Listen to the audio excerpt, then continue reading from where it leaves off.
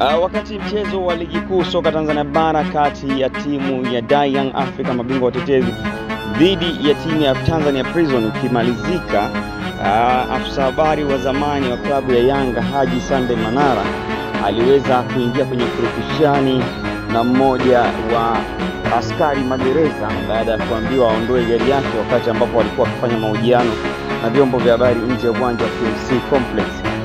Na baada ya vuma hile na video kusambaa mitandaoni, jeshi la polisi haswa ni jeshi la magereza limetoka na ripoti ambayo inasema ni taarifa kwa umma ambayo ilitoka tarehe 23 mwezi wa 12 2024. Inasema jeshi la magereza Tanzania bara linapenda kujulisha umma kuwa limesikitishwa na kauli isiyo ya kiungwana iliyotolewa na ndugu Haji Sunday Manara baada ya kumalizika kwa mchezo namba 110 mzunguko wa 14 uliochezwa jana tarehe 22 mwezi wa 12 2024 ndani kati ya timu ya Young Africa dhidi ya Tanzania Prison katika uwanja wa KMC Complex. Baada ya kumalizika kwa mchezo huo, ndugu Haji Manara alianza kuongea na vyombo vya habari akiwa ameegesha gari lake mbele ya gari la jeshi la magereza.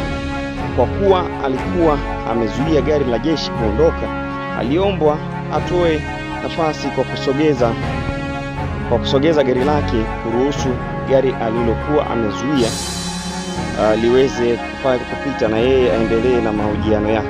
Hata hivyo, pamoja na kuombwa, alikataa kwa dharau na kuanza kutoa maneno yasiyo kiungwana yenye viashiria vya kutweza utu na yenye mwelekeo wa kulipodhesha jeshi la magereza. Uongozi wa jeshi unatoa onyo na kuwataka wananchi kuacha kutoa kauli zenye mwelekeo wa kubeza, kutweza, kudharau mamlaka yake na kulifedhesha, na kwamba haitasita kuchukua hatua kali kwa yeyote aliyehusika. Imetolewa na SACP Elizabeth Mbezi, ndugu Elizabeth Mbezi, msemaji wa jeshi la magereza. SACP Elizabeth Mbezi, msemaji wa jeshi la magereza, ametoa ripoti hiyo kwa Haji Sunday Manara, na hii ni baada ya klipu yake kusambaa sana mtandaoni siku mbili hizi. Naam, hiyo ndio taarifa, lakini tunakwenda kusikiliza kauli ambayo alitoa Haji Manara wakati akifanywa mahojiano na wakati pia akiombwa aweze kupisha gari hilo la jeshi la magereza. Tunatoa safety ndugu zangu na habari. Kwa hiyo kwa gari yenu wewe sitoa amri. Wewe nani katika nchi? Kwa sababu uko magereza unaweza ukaamini kwa maombi ukatoa amri? Yaani kwa sababu wewe ni afisa magereza kweli? Yaani kwa hiyo gari inahusiana nini na interview yangu? Kwa hiyo kisha kwa afisa magereza unaweza ukatoa amri kwa kila mtu. Unadhani kuna mfungo hapa? Wewe sikiliza, watolee amri wafungwe wenzio, sio mimi, sawa? Wala hao huwezi kutolea amri. Gari lenu linahusika vipi na interview yao? Hao wanaweza kutolea amri. Wewe sikiliza, kwa huwezi kutoa amri. Tena nilikuwa sitaki kuondoka. Ngoja tufanye interview. Mimi nazipenda hizo shari. Leta askari wenzio.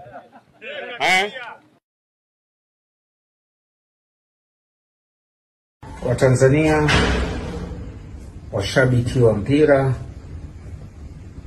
na wote ambao tabahatika kuisikiliza video hii ambayo nimeamua kuitoa baada ya kuona tokea jana kwenye social media kuna clip ambayo inatembea, bahati mbaya sana, na nikiamini sio kwa dhamira ovu, imekuwa edited na haijakamilika.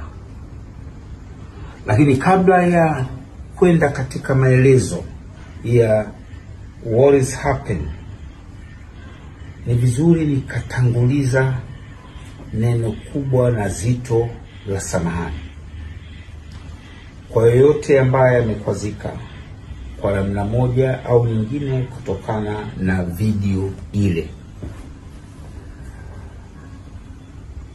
hususan jeshi letu la magereza na askari wake wote, lakini pamoja na yeyote yule ambaye kwa namna moja au nyingine amekwazika na kile alichokiona kwenye mitandao ya kijamii.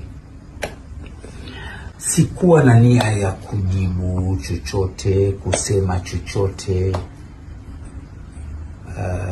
lakini hapa kuna issue ya image, kuna issue ya taasisi ya magereza, lakini kuna issue ya kibinadamu. Kaona bora nitoe maelezo, watu wajue kilitokea nini baada ya kutanguliza kuomba radhi.